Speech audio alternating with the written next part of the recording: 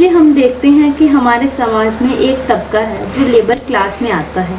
ऐसे में कई खानदान हैं जो सदियों से आर्थिक और मानसिक रूप से वही हैं जहां पर उनके दादा परदादा थे। इसके पीछे क्या कारण है? क्या इसमें सरकारों का दोष है या इंसान के व्यवहार? हर व्यक्ति को अपने जीवन में श्रेष्ठता का जन्म सिद्ध अधिकार प्राप्त होता है।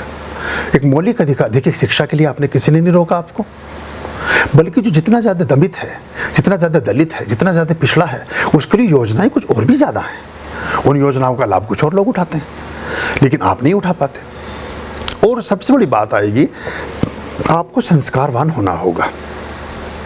ये बड़े अनुभव से मैं बात कह रहा हूँ आपको कि आप अगर संस्कारों की तरफ जाएंगे तो जीवन में खुद स्वयं में वो श्रेष्ठता आने लगेगी। अब जब देखिए, पूजा पाठ करोगे तो 2 टाइम नहाना भी पड़ेगा, 1 टाइम नहाना भी पड़ेगा। जब पूजा पाठ करोगे तो वस्त्र भी शुद्ध पहनने पड़ेंगे। जब पूजा पाठ करोगे तो कुछ मुख की शुद्धि भी रखनी पड़ेगी। लहसुन, प्याज, मांसाहार, ये वो, शराब, मदिरा। कोई आदमी ऐसा नहीं मिलेगा आपको कि मदिरा पी करके हनुमान चालीसा पढ़ रहा हो। पढ़ ही नहीं सकता आदमी, इतना तो वो भी डरता है। वो कहता नहीं, आज नहीं जाऊँगा जी मंदिर के बाहर से, दूर से नमस्ते कर रखता हुआ निकल जाता है वो फिर अंदर इधर उधर को जाता नहीं, सीढ़ी भी नहीं चढ़ता। इतना तो बहुत हर आदमी में है।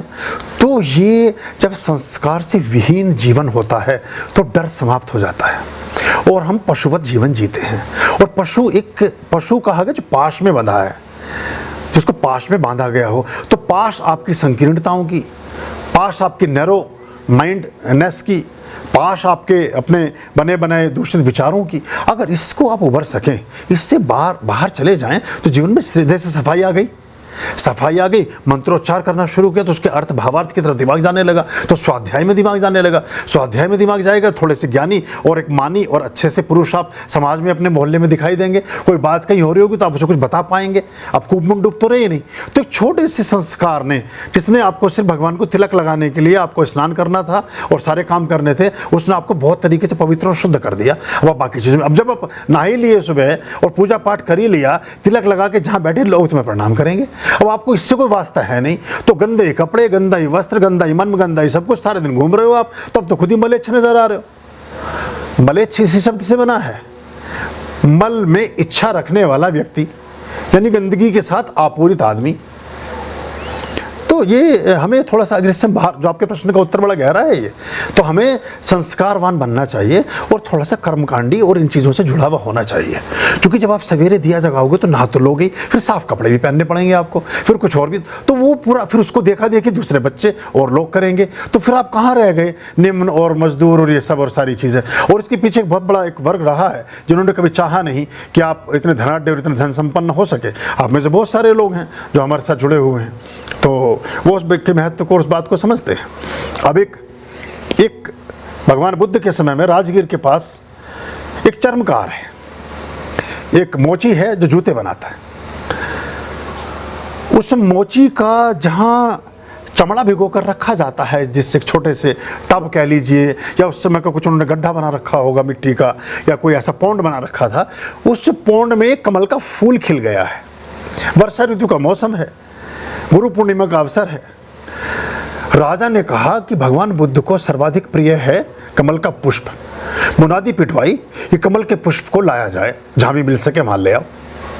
अब उस गांव का जो प्रधान है वो उस मोची के पास पहुंचा।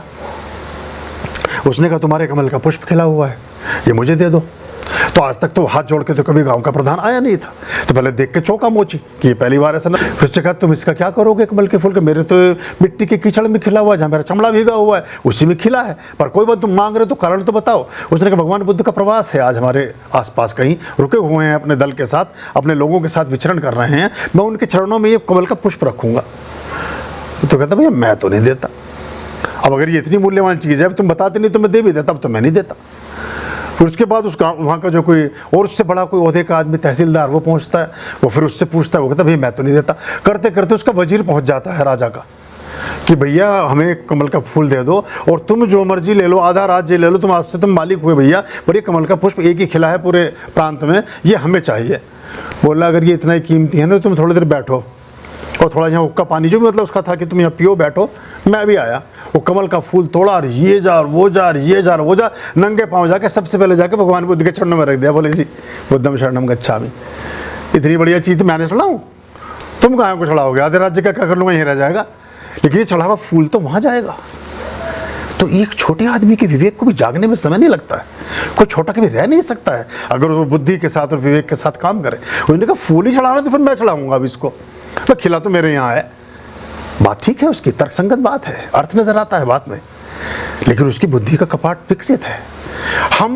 हम उसकी कीमत में अगर पड़ जाते तो दूसरा आदमी कोई भी उसे बना करके पैसे बना लेता और बैठा रह जाता वहीं। फिर उसकी गणना धम्मपद में ना होती, सुत्त निपात में उसका नाम में भूल गया, उसका नाम का जिक्र ना होता वहाँ।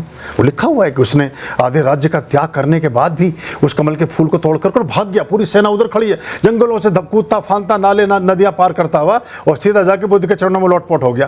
बोले महाराज ये आपकी चीज़ आप ले लो।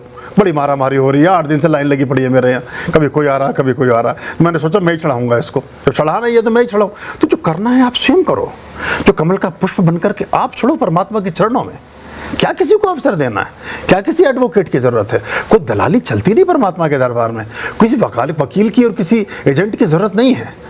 खुद ही जुड़िए परमात्मा के साथ, अपनी बात स्वयं कहिए, और आपकी बात सीधा जज सुनेगा। जब आप एडवोकेसी अपनी स्वयं करेंगे तो आपकी एडवोकेसी ज़्यादा मायने रखती है, क्योंकि जितने शुद्ध हृदय से, जितनी तन्मयता से, जितनी पारदर्शिता और ईमानदारी से, जितनी सुचिता और श्रेष्ठता से अपनी बात को आप ईश्वर से कह सकते हैं, इतना तो कोई ना कह पाएगा, है ना। तो ये आप कह सकते हैं अपनी बात।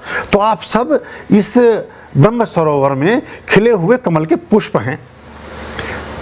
अब वो नजर नहीं आया उसमें तो अलग बात है, पर था तो था ही, बटन तो लगा हुआ था, पर कोई बात नहीं, चलो अब वो दूसरी तरीके से चढ़ जाओ, चढ़ना तो है ही। आर्याम अभयाम भज रे चित सन